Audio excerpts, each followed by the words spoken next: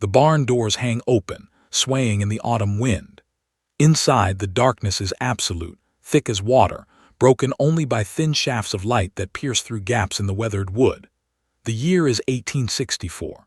The place is a farm outside Frederick, Maryland, where the fields still bear the scars of war, where artillery shells have carved craters into soil that once grew wheat and corn. In the center of the barn floor lies an iron plow, twisted and bent as though it were made of soft clay. Beside it, a wagon wheel splintered into pieces, the iron rim torn apart like paper. And in the corner, pressed into the dirt, are handprints, small handprints, a child's handprints pressed so deep into the packed earth that they look like they were made in wet cement. The local blacksmith, a man named Edmund Howell, stands at the threshold, refusing to enter. He has seen these marks before. He has measured the force required to bend that iron, to break that wheel, to leave those impressions. He knows it would take the strength of 3 grown men working in unison. But there were no men here, only a girl of 9 years old with pale skin and yellow eyes and a smile that made grown men weep. Her name was Lillian Carver, and what she could do should not have been possible. What she became should not have existed. Welcome to this channel.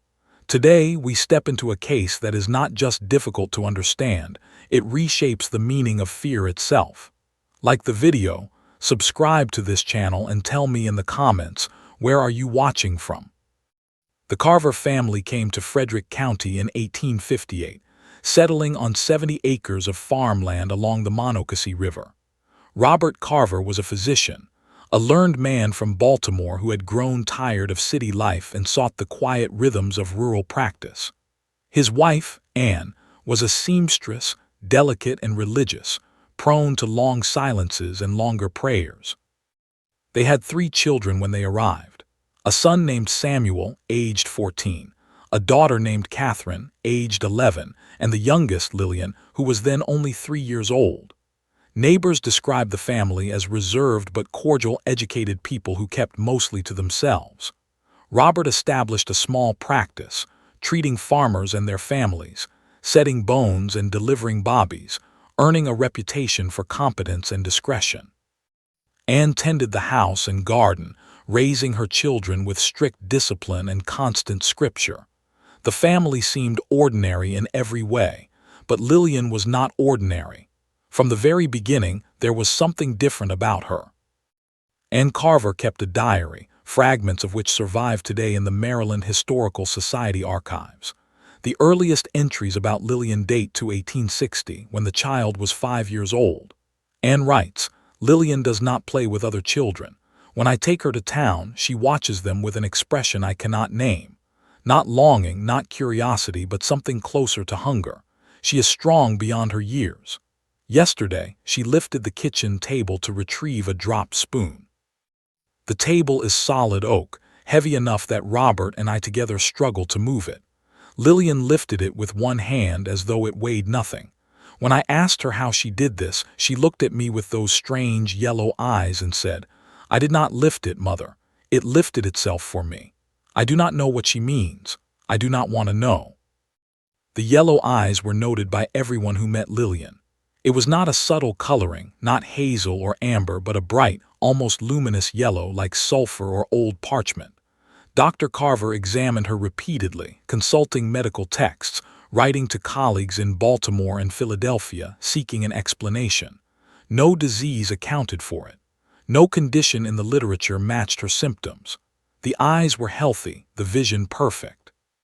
But the color was wrong, unnatural, and it seemed to glow faintly in dim light, casting a pale reflection on nearby surfaces. Children in town called her the cat girl. Adults called her cursed. The Carver family stopped bringing her to church after Reverend Thomas Whitfield, pastor of the Frederick Methodist Church, declared that the child bore the mark of something unholy and should not be permitted among God's faithful until she had been examined by higher church authorities. But it was not the eyes that made Lillian truly terrifying. It was the strength. By the age of 7, in 1862, Lillian could perform feats that defied all medical and physical understanding. She could lift objects that weighed several hundred pounds with apparent ease. She could bend iron bars with her bare hands. She could tear thick rope as though it were thread. Her brother Samuel, in a letter written years later, described an incident that occurred when Lillian was 8. We were working in the field, father and I, trying to move a boulder that had been unearthed by spring plowing. It was massive, easily 1,000 pounds or more. We had rigged a lever and pulley system, but the stone would not budge. Lillian walked up to us, silent as always, and placed her small hands on the boulder. She pushed. The stone moved. Not slowly, not with difficulty, but smoothly, easily, as though it were rolling downhill. Father and I stood frozen, watching as this child, this tiny girl, shoved the boulder 20 feet across the field and into the tree line. When she finished, she turned to us and smiled. And Father, God help him, he smiled back. But I saw the fear in his eyes. I saw it and I felt it too. The Civil War came to Maryland with violence and chaos. Frederick County, positioned at the border between North and South, became a crossroads for armies, a place of occupation and battle, of wounded soldiers and burned farms.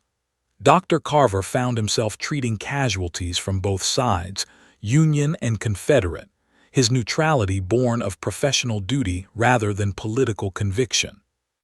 The war brought strangers to the farm, soldiers seeking medical care, deserters seeking shelter, refugees seeking food. And these strangers saw Lillian. They saw what she could do, and they began to talk. By 1863, rumors had spread through the camps and garrisons, whispered stories of a demon child in Frederick County, a girl with yellow eyes who could tear men apart with her bare hands, who could lift horses, who could crush skulls like eggs. Most dismissed these stories as wartime hysteria, exaggerations born of stress and exhaustion, but some believed, and some came looking. If you're still listening, take a moment to like the video, subscribe to this channel, and tell me in the comments, where are you watching from? On a cold November morning in 1863, 3 Union soldiers arrived at the Carver farm. They were deserters, men who had abandoned their regiment after the Battle of Gettysburg, fleeing south in search of safety or oblivion. They were hungry, armed, and desperate. They demanded food, shelter, and whatever money or valuables the family possessed. Dr. Carver, attempting to de-escalate the situation, invited them inside, offered them a meal, promised to give them what little he could spare. The soldiers agreed but remained suspicious, their hands never far from their weapons. Lillian was in the house, sitting at the table, watching the men with her unblinking yellow eyes. One of the soldiers, a man named Corporal James Finch, noticed her and made a crude joke about the strange-looking child. Another soldier laughed. The third told them to be quiet and eat, but Lillian did not look away. She stared at Corporal Finch with an intensity that made him uncomfortable. He told her to stop staring. She did not. He reached across the table and struck her across the face. What happened next was documented in a deposition given by Dr. Carver to the Frederick County Sheriff 2 days later. According to his testimony, Lillian did not cry out when struck. She did not react with pain or fear. Instead, she stood up from her chair, walked around the table to where Corporal Finch sat and placed her hand on his shoulder.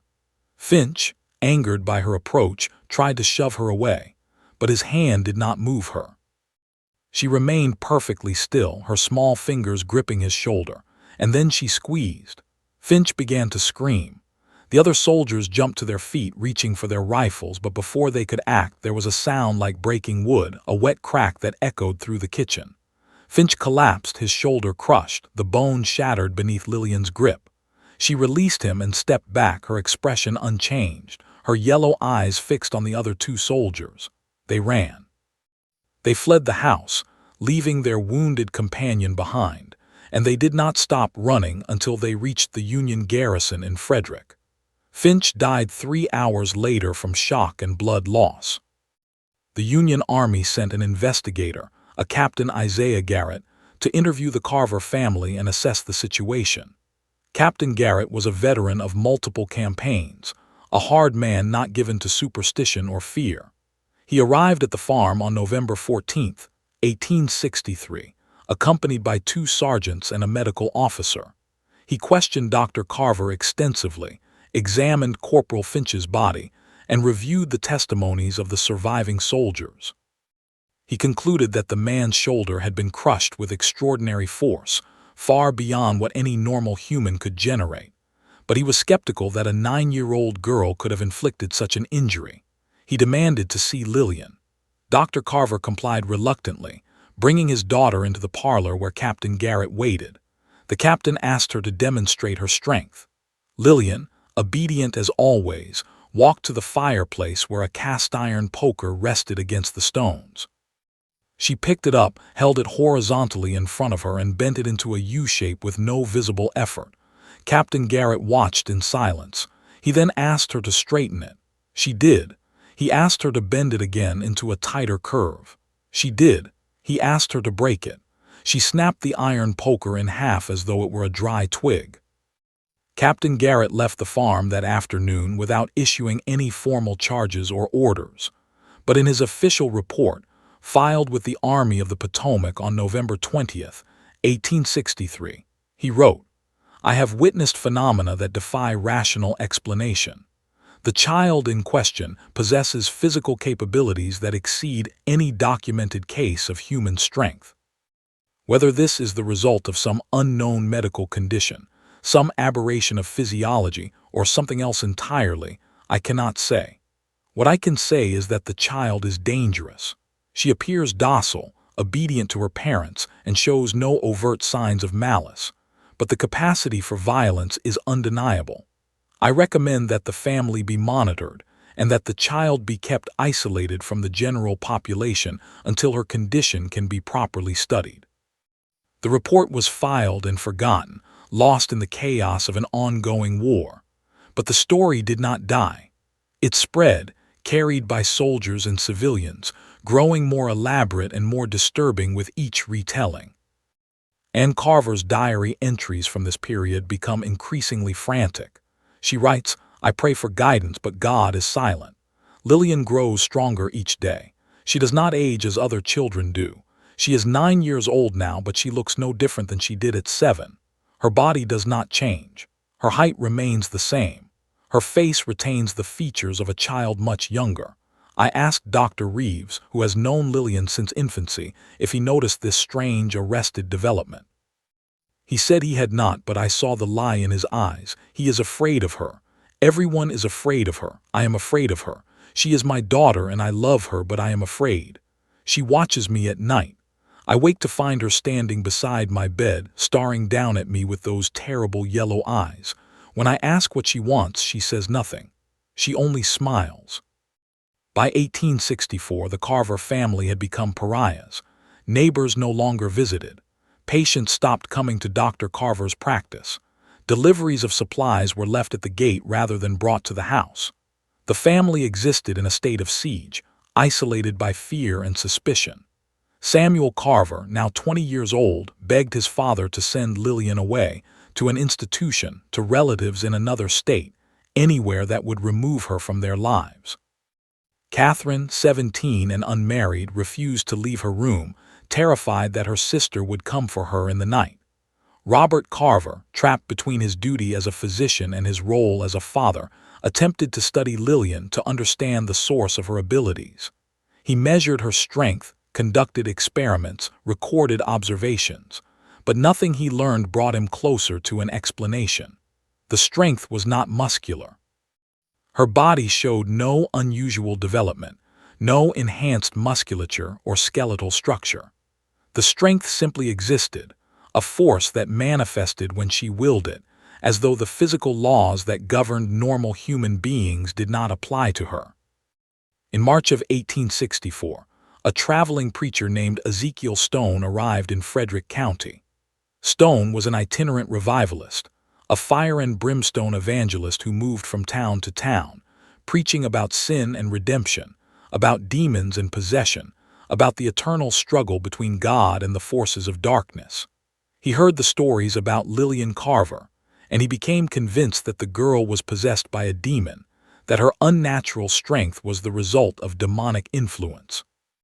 He approached the Carver family, offering to perform an exorcism, to drive out the evil spirit and restore the child to normalcy. Anne Carver, desperate and exhausted, agreed. Robert objected but was overruled by his wife's conviction.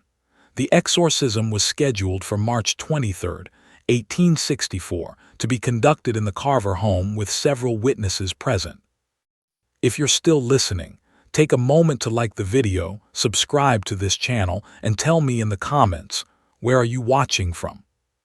The exorcism began at dusk.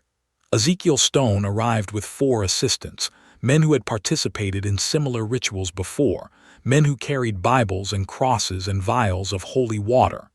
They found Lillian in her room, sitting on her bed, calm and quiet. She did not resist when they led her downstairs to the parlor. She did not protest when they bound her wrists with rope and made her kneel in the center of the room. Stone began to pray, his voice rising in volume and intensity, calling upon God to cast out the demon, to cleanse the child, to restore her to purity. Lillian watched him with those yellow eyes, her expression unreadable. As Stone's prayers grew more fervent, as he sprinkled holy water on her face and pressed a crucifix to her forehead, Lillian began to change. Not physically, but the air in the room grew cold. The candles flickered and dimmed. And from somewhere deep within the house, there came a sound like grinding stone, a low rumble that vibrated through the floorboards. Stone commanded the demon to reveal itself, to speak its name.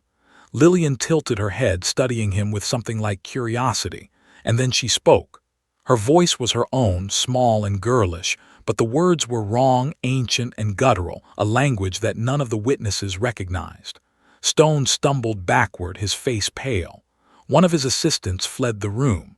The others remained, frozen in terror. Lillian continued to speak, the strange words pouring from her mouth in a steady stream, and as she spoke, the rope binding her wrists began to fray, the fibers snapping one by one without her moving.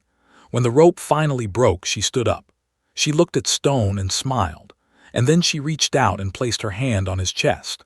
Stone tried to back away, but he could not move. Lillian pushed, gently, almost tenderly. Stone flew backward across the room, crashing into the wall with enough force to crack the plaster. He collapsed to the floor, gasping for air, blood running from his nose and mouth. Lillian turned to the remaining assistants and said, in perfect English, "There is no demon. There is only me."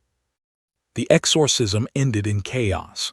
The assistants dragged Stone from the house and fled into the night. The Carver family was left alone with Lillian, who returned to her room without a word, as though nothing had happened. Robert Carver tended to Stone's injuries, finding 3 broken ribs and a fractured jaw. Stone left Frederick County the next morning and never returned. In a letter written months later to a colleague, Stone described the experience.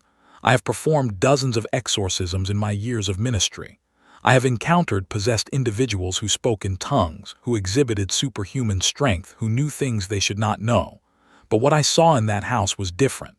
The girl was not possessed. She was not controlled by an external force. She was the force. And whatever she is, it is older and more terrible than any demon I have ever faced." The incident marked a turning point. The Carver family could no longer pretend that Lillian was simply a child with an unusual medical condition. Whatever she was beyond their understanding, beyond their control. Ann Carver's diary entries from April 1864 show a woman on the edge of collapse. She writes, "I have stopped praying. God does not hear me, or he hears and chooses not to answer. Lillian is not my daughter. I do not know what she is. I carried her in my womb, I gave birth to her, I nursed her at my breast. But she is not mine. She is something else. Something that wears the shape of a child but is not a child. I see it in her eyes.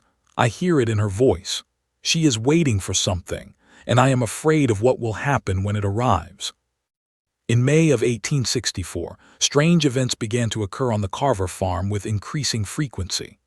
Animals died without cause, found in the fields with their necks broken or their bodies crushed. Crops withered in patches, the plants turning black and brittle overnight. The well water developed a foul taste, like metal and ash. And at night there were sounds. Footsteps on the roof, scratching at the windows, voices whispering in languages no one could understand. Samuel Carver reported seeing figures in the fields, tall and impossibly thin, moving between the rows of corn with a fluid, inhuman grace. When he went to investigate, he found nothing but trampled earth and strange symbols scratched into the soil, spirals and circles and patterns that made his eyes ache when he looked at them too long. The local sheriff, a man named Thomas Brennan, was called to investigate after neighbors reported the disturbances. Sheriff Brennan was skeptical of supernatural explanations, preferring to attribute the events to vandals or deserters from the war.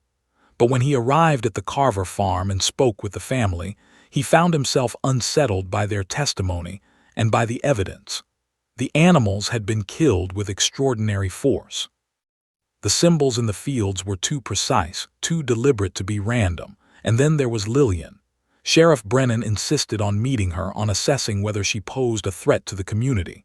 Robert Carver brought his daughter to the parlor where she stood quietly, her hands folded, her yellow eyes fixed on the sheriff. Brennan asked her several questions. Did she know anything about the disturbances? Had she seen anyone on the property? Did she feel safe? Lillian answered in monosyllables, polite and soft-spoken. But as Brennan prepared to leave, she said something that made him stop. She said, "You will die in 3 months, Sheriff, in August. You will fall from your horse and strike your head on a stone. It will not hurt. You will simply stop, and no one will be able to explain why." Sheriff Brennan laughed nervously, dismissing the comment as the imagination of a troubled child. But the words stayed with him, gnawing at his thoughts. On August 12, 1864, Thomas Brennan was thrown from his horse while riding through town. He struck his head on a paving stone and died instantly. The doctor who examined his body found no medical explanation for the death. The injury was minor, a small contusion on the back of the skull. He should have survived, but he did not. And when news of the sheriff's death reached the Carver farm, Lillian showed no reaction. She simply nodded, as though confirming something she already knew. If you're still listening, take a moment to like the video, subscribe to this channel, and tell me in the comments, where are you watching from? The death of Sheriff Brennan sparked panic in Frederick County. Town meetings were held, debates raged about what should be done with the Carver family and their strange daughter. Some demanded that Lillian be removed from the county, sent to an asylum or a hospital where she could be studied and contained. Others argued for more drastic measures, whispering about trials for witchcraft, about mob justice, about burning the farm to the ground. Reverend Whitfield preached a sermon declaring that the girl was a sign of the end times, a harbinger of judgment, and that the community must cleanse itself of her presence before God's wrath descended upon them all. The Carver family, trapped and terrified, made plans to flee. But before they could act, something happened that changed everything. On the night of September 1, 1864, the Carver farmhouse burned. The fire started in the early hours of the morning, spreading rapidly through the old wooden structure. Neighbors saw the flames from miles away and rushed to help, but by the time they arrived, the house was fully engulfed. The family was trapped inside. Samuel managed to break through a window, dragging his sister Catherine with him, both suffering severe burns.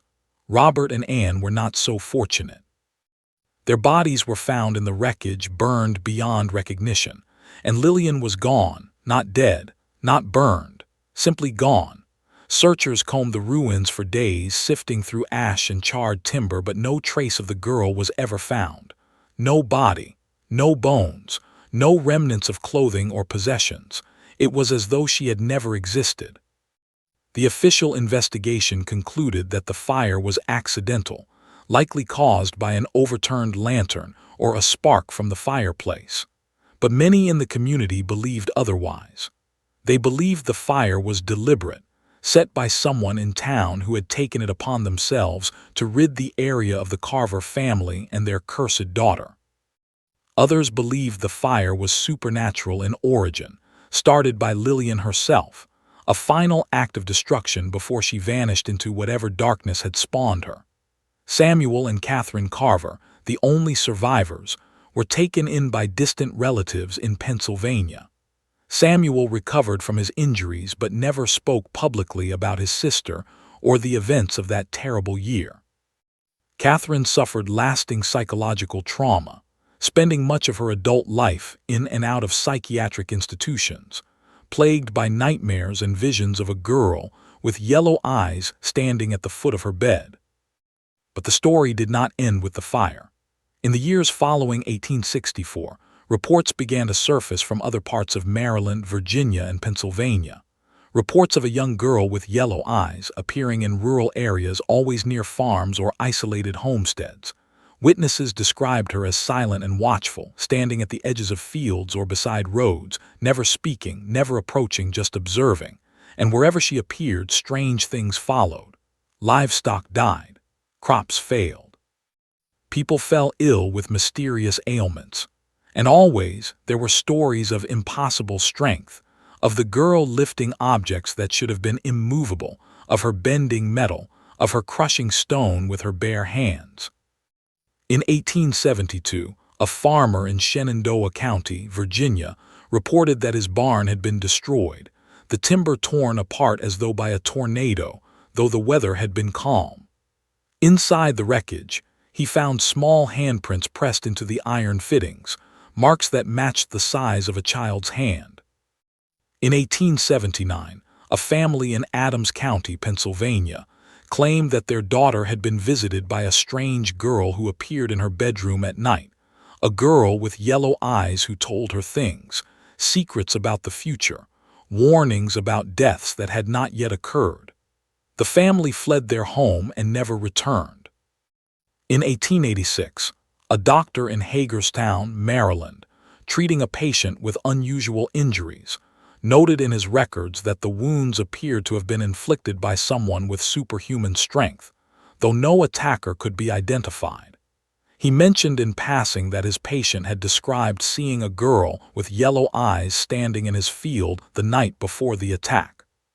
The pattern was undeniable. Whatever Lillian Carver had been, whatever force or entity had manifested in her small body, it had not been destroyed in the fire.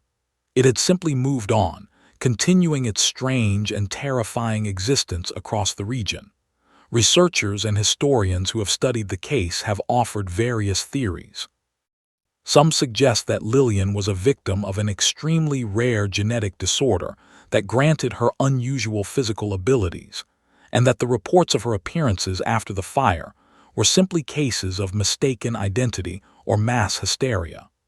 Others argue that she was the victim of abuse, that her strength was exaggerated by fearful witnesses, and that she survived the fire and lived out her life in anonymity. But these explanations fail to account for the consistency of the reports, the physical evidence left behind, the documented deaths and injuries that coincided with her appearances. There is another theory, one that is whispered in academic circles but rarely committed to print. This theory suggests that Lillian Carver was not a human child at all, but something that took the form of a child, a being from some other realm or dimension that had chosen to manifest in our world. The yellow eyes, the impossible strength, the arrested development, the ability to predict deaths, all of these were signs that she was not bound by the same physical and temporal laws that govern human existence. This theory proposes that the fire did not destroy her because she could not be destroyed, that she simply chose to leave, to move on to another location, another manifestation. And if this theory is correct, then the question becomes not what happened to Lillian Carver, but what is Lillian Carver? And is she still out there? If you're still listening, take a moment to like the video, subscribe to this channel, and tell me in the comments, where are you watching from? In 1912, a photograph surfaced in an estate sale in Baltimore. The photograph showed a group of children standing in front of a schoolhouse dated 1896. Among the children, standing slightly apart from the others, was a girl with pale skin and strikingly light eyes that appeared almost luminous in the faded image. The girl looked to be about 9 years old, the same age Lillian had been when she disappeared. A local historian who purchased the photograph noted the resemblance and attempted to trace the identities of the children in the image.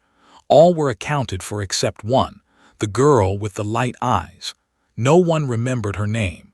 No one remembered her attending the school. She was simply there in the photograph and nowhere else.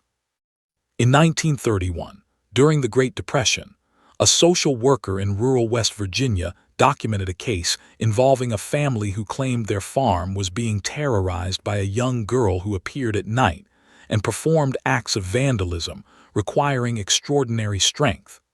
The family described the girl as having yellow eyes and an unsettling smile. When the social worker visited the farm, she found evidence of the damage: fence posts uprooted, machinery torn apart, deep handprints in metal surfaces. But she never saw the girl. The family abandoned the farm shortly after and the property fell into ruin.